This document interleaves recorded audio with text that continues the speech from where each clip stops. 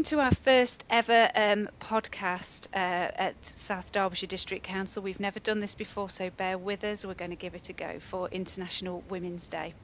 As you can see, it's not just me on the podcast today. We have with us our executive directors in Tracy, Bingham, Alison, Bennett and Ardip, Sandhu. And Alison is on as Ali as well, which is good. We'll go with Ali, shall we? Alison is, that's absolutely fine.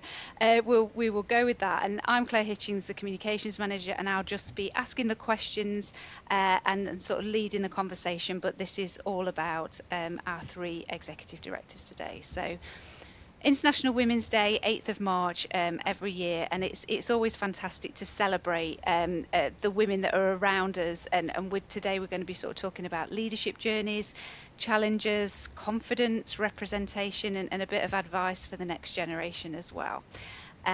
So here we go. We're going to go with a warm-up question and see where we get started. So before we get into leadership, tell us a little bit about your role and just what does a normal day look like for you? And we'll start with you, Tracy. What's a normal day like for you? Or is there a normal day?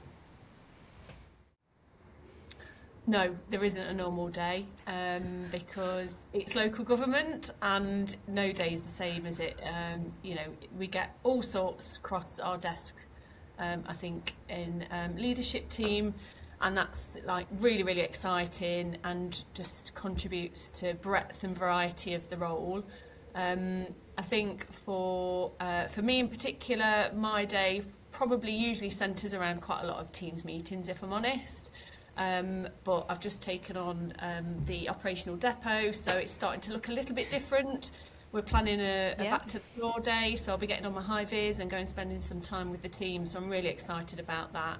And I think, being in a leadership position, that's exactly what it's about, is, doing some different stuff, having a real look at what's happening sort of within the teams that are doing the frontline facing work. So, yeah, definitely no day the same. But the bulk of my work is spent communicating, talking with people, checking in on things. Yeah. Making sure all those plates are still spinning, really, and that includes with members as well. Catching up with members and spending time with them and making sure that things that they want to move along are moving along. Yeah. What about your normal day, Ali? What's that like?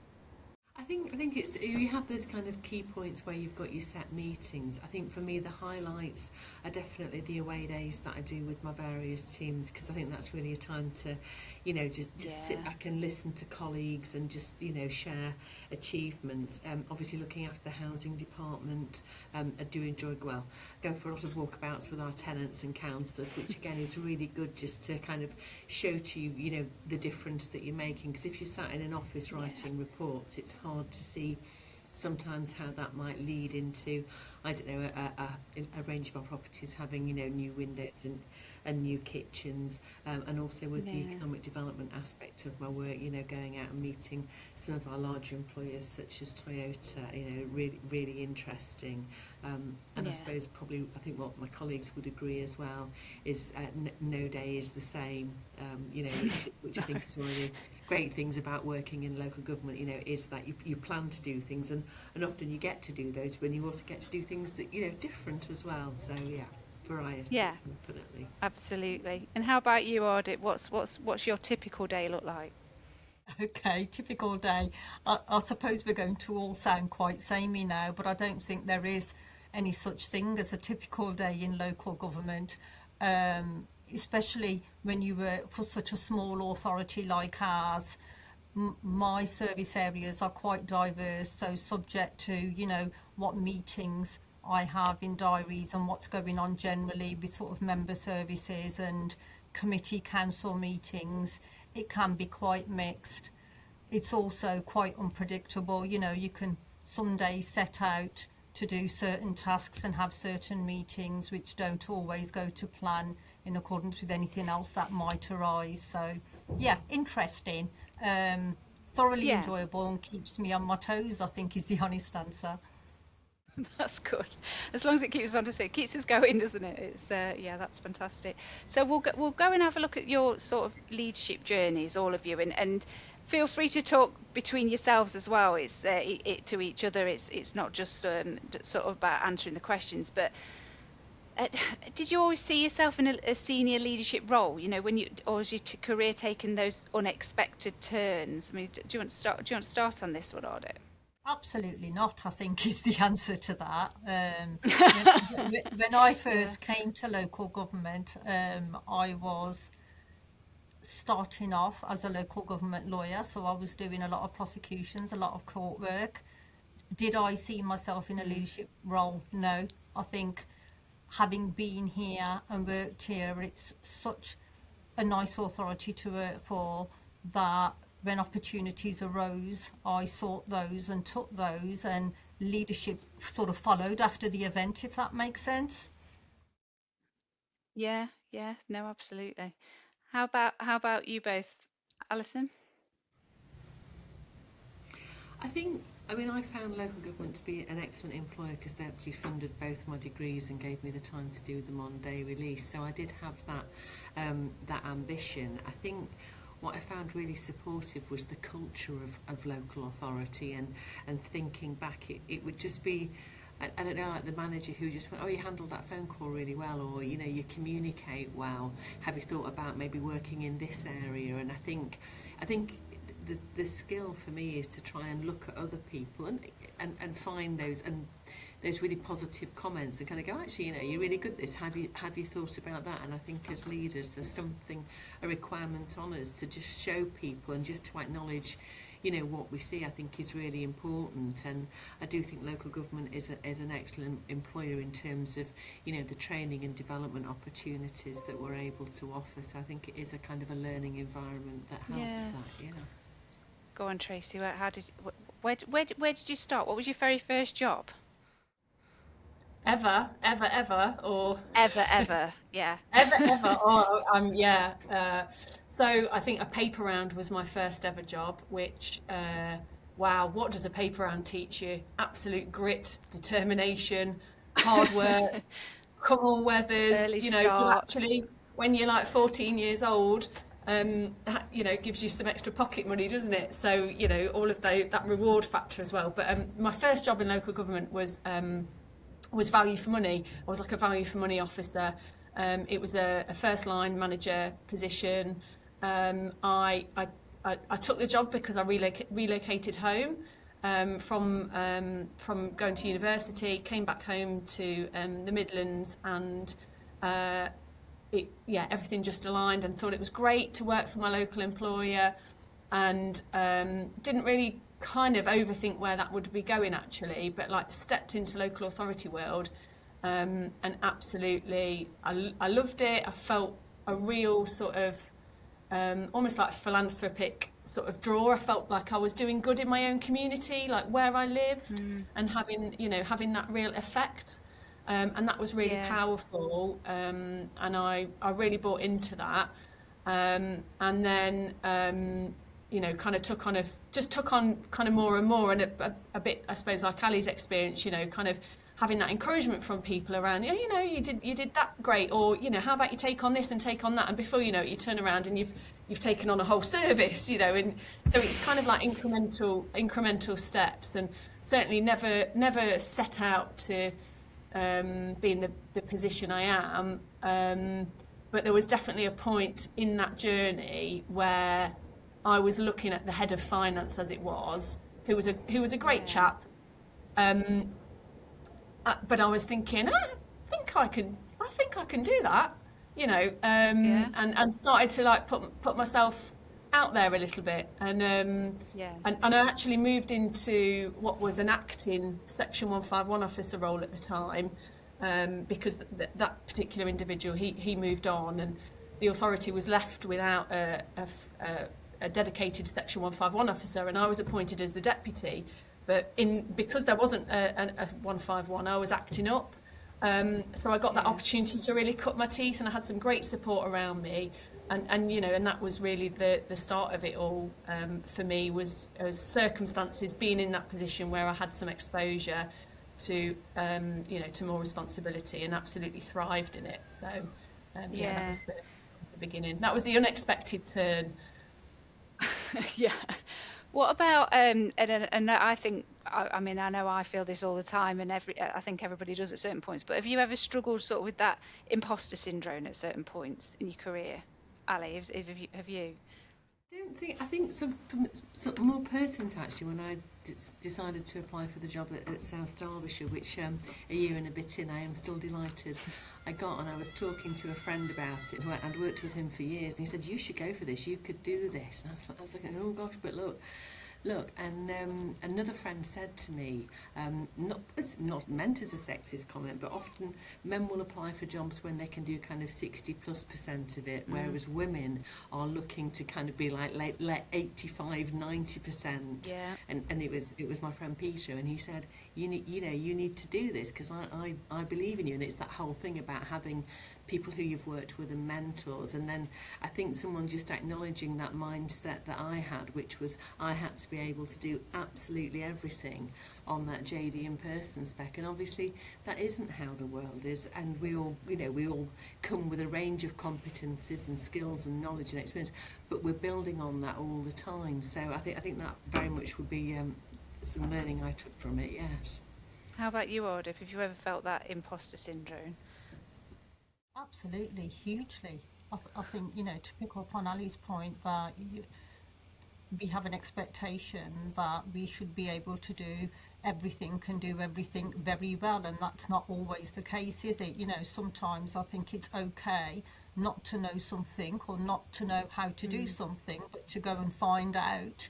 And, when you have the support of colleagues, and you start over time, and after you've gained an element of experience in a role, you've got the confidence to understand how you're actually adding value to what you're doing. I think then, that naturally starts lifting your confidence. Yeah, it does. I think it's hard to get sometimes beyond that point, isn't it? It's just I suppose does it just happen as you go? I think it's that balanced thing, and you know your service area, and you're learning about other things. But for me, it's actually having the confidence of thinking, these are the things I know. And if you ask me something I don't know, it's absolutely fine that I say, do you know what? Let me come back to you on that. But giving yourself the permission to act, and then not giving yourself a hard time because you don't know. That said, that doesn't mean that I don't do public meetings and other things and utterly berate myself in the car on the way home, or think, oh, why didn't you say this and why didn't you say that? But maybe what you need to reflect on is the fact that that you probably did a really good job and you answered questions and you represented your employer well. And I think sometimes we are all too harsh and critical of ourselves, and sometimes I think, well, if I watched one of my colleagues do that, I would, how would I feel and how would I see that? And I think sometimes that self-reflective lens, whilst good for learning, can be terribly harsh. No, I agree.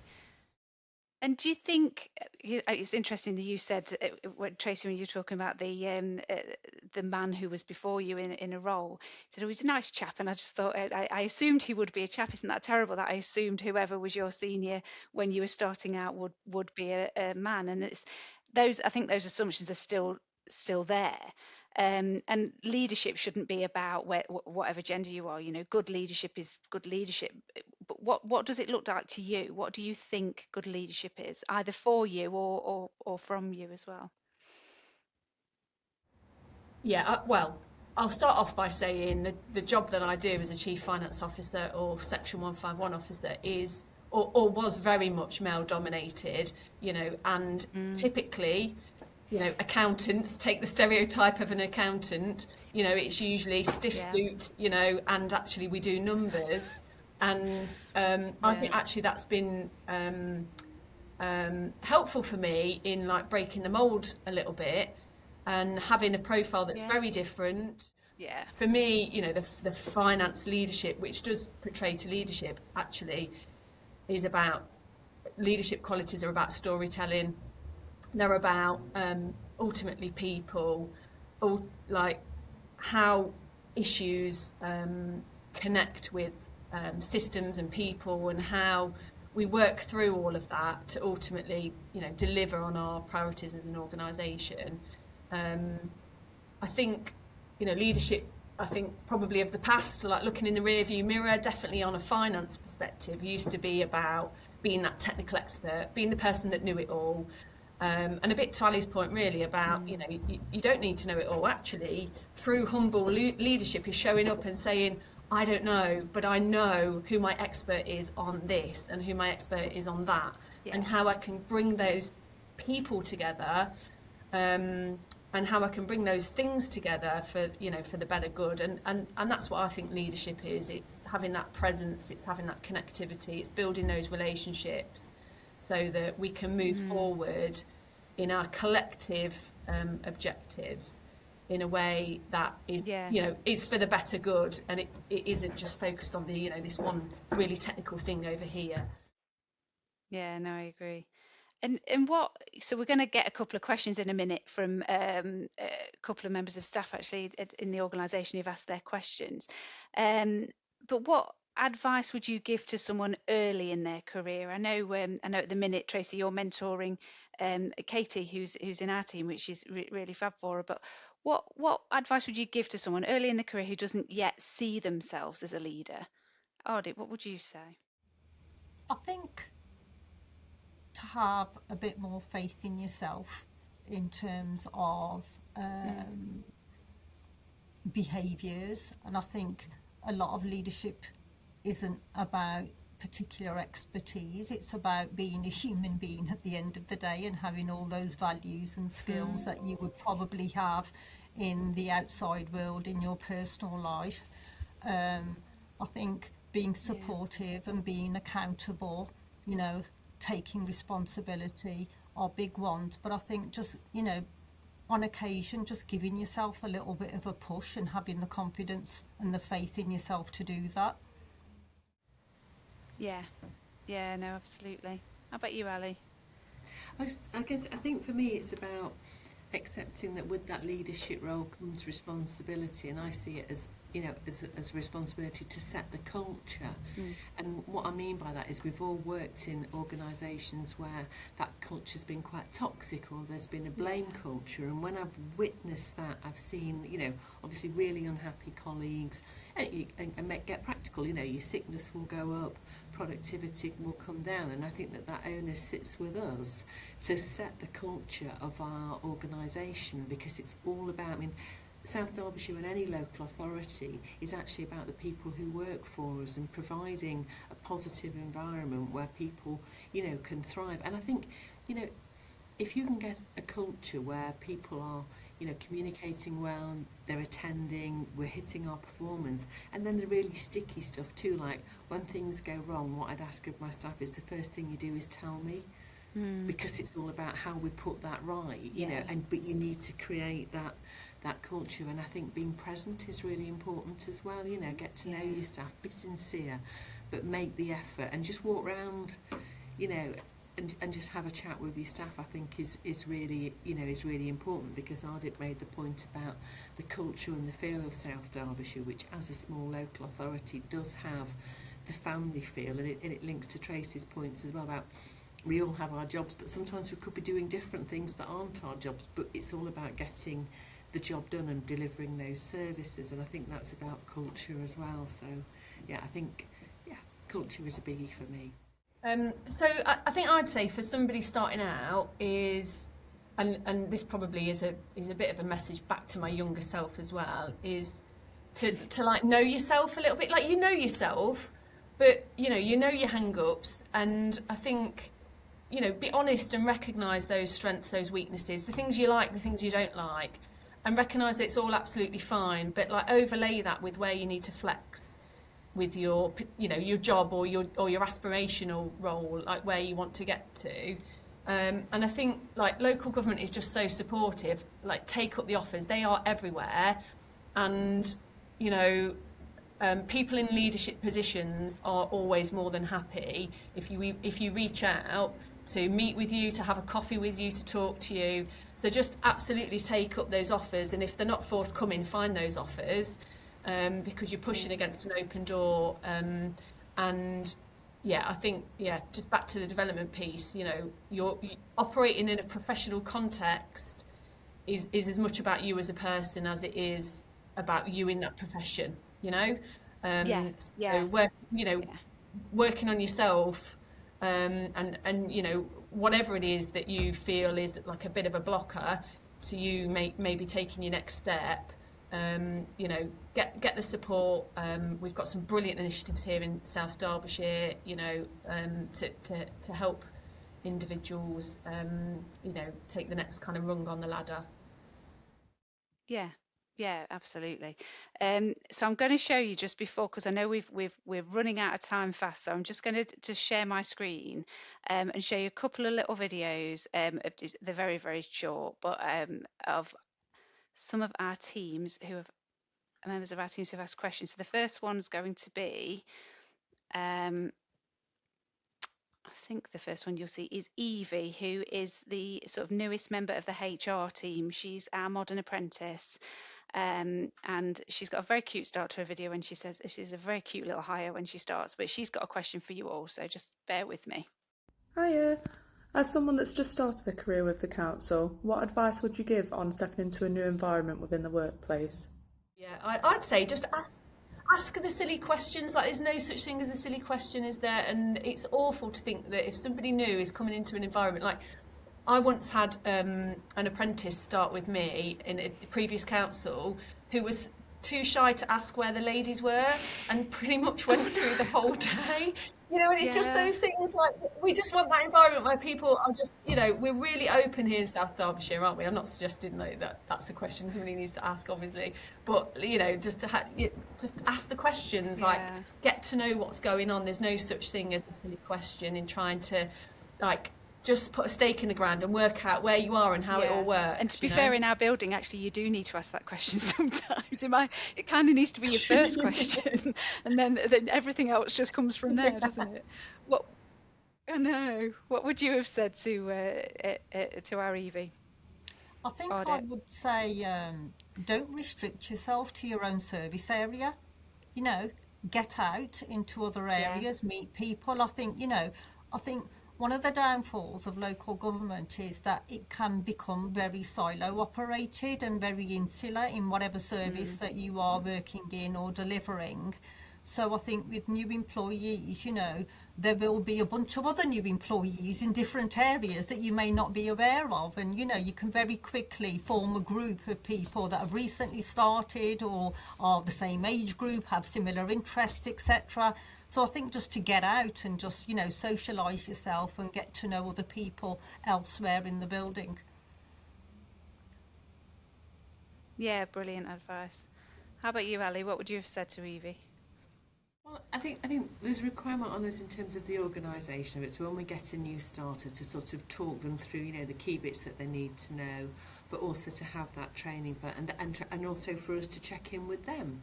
Yeah. You know, and just that kind of, you're getting a cup of tea, you know, how's it going? Is this working? You know, is that working? And something else I would encourage them to do as well is we also do quite a lot of activities outside of work. So we did East Midlands Challenge, and we all did a walk around Ardip, you know, and it's like to go and do those, because I think they're really good for, like, you know, breaking down barriers, because it doesn't matter if you're an executive director. I was huffing and puffing as much as everybody else getting up that hill, you know, and that's a good way where we can demonstrate that we are completely approachable, you know, and being part of it in a different environment. Yeah, absolutely. Yeah, that's brilliant. So one more question. I'm going to just share my screen. We'll go to this is Catherine Lee asking a question now, who's got a very, very good setup in her little office. Look at this. Hi, I'm Catherine. I'm the Benefits Process Performance Manager from Customer Services. I'm currently studying for Level 7 qualification in Strategic Leadership and Management, and I'd be really interested to know how you've been able to manage your personal development with the demands of a senior role. Not managing at all. That's a great, honest answer. As you were sort of going up. Sorry, go on.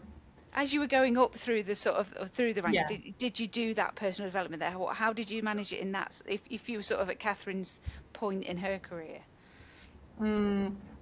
I think it's just really hard, isn't it? And I think it's back to the paper round analogy: grit, determination, hard work. You know, you've got to want to do it, haven't you?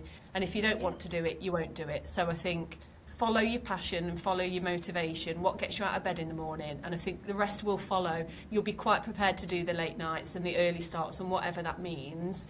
There is a balance to all of that, but you do make the time for things that are important, and I don't think there's any tricks. I don't think there's a secret weapon to that, or it's follow your passion for me, and you'll make it happen. And you're all mothers, aren't you? There's that real balance, isn't there, with home life and work life, and it's not just the priorities range, don't they? Not to lose sight of the end goal, I think, is important. I think because it can be quite consuming, can't it, when you're doing that alongside the day job. And I think, for every week you move forward and every month you move forward, you're getting closer to the end. And I think, with the determination and the resilience of getting to that point, you manage to do it somehow, she says. Yeah. If you've been there before. How about you, Ali? Absolutely. I think for me, it is kind of building on Tracy's point in terms of I love my job. I never struggle to have motivation to get in. I always want to come in, and I think that's a real privilege. I think when you're doing the studying that relates to your job as well, it's different than when I think about my friends who went off to uni, because you have that element of you're actually talking about, and then you're going to go into the office and you're going to inspect a void property, or you're going to do the work that you've been looking at in a theoretical environment. And I think the thing about, I think sometimes humour, if you can, that will really help you. And I think one of my, I'm just going to share it, being a mum of a young boy and driving one of our exec directors round a site visit and forgetting quite where I was and looking at him and going, "Whoa, tractor!" wrong place. Wrong time. But luckily he was a lovely guy. He knew I was a young mum, and it just kind of was, was fun. Perhaps he liked tractors too, Ali. I think maybe that's what leadership is. Yeah, maybe leadership is just having those moments of humour when you just share, and sometimes it's not maybe what you meant to share, but I do like a tractor. We know what the away day needs to be next time. Take Ali to see some tractors. Exactly. Yeah. Well, it's my dream to drive a refuse freighter. You've got to aim high, and don't wish for too many things. These things might happen, Ali. We do need drivers for food waste vehicles, so if you want to train yourself up. Just a couple of last minute. If you've got any reflections, International Women's Day is something that's been around, I didn't realise, since 1911. Did you realise that? The International Women's Day has been around since then. Wow. But I've only really been aware of it over the past sort of 10 to 15 years. And what's your sort of final thought about being a woman in a senior position in a leadership? What would you say? I suppose it is that. What would you say to your younger self? What would you say that where you're going to be? Is that where you wanted to be? Is that where what would you say to that younger self? Really quickly, what would you say to them, Tracy?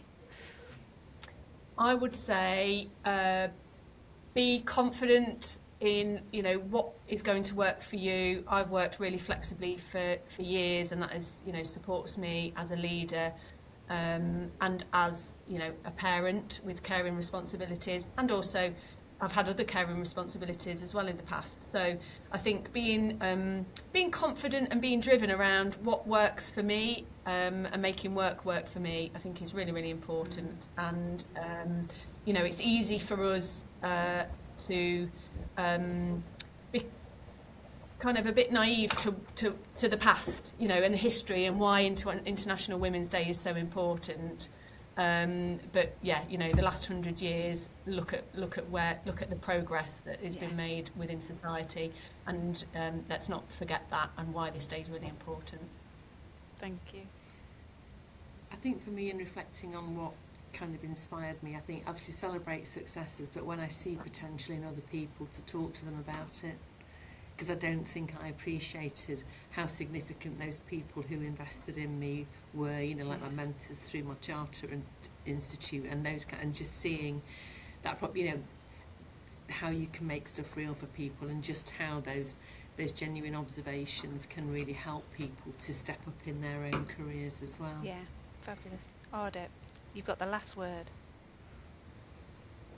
Got the last word. I'll keep it short and sweet. I think back yourself and just keep moving forward positively.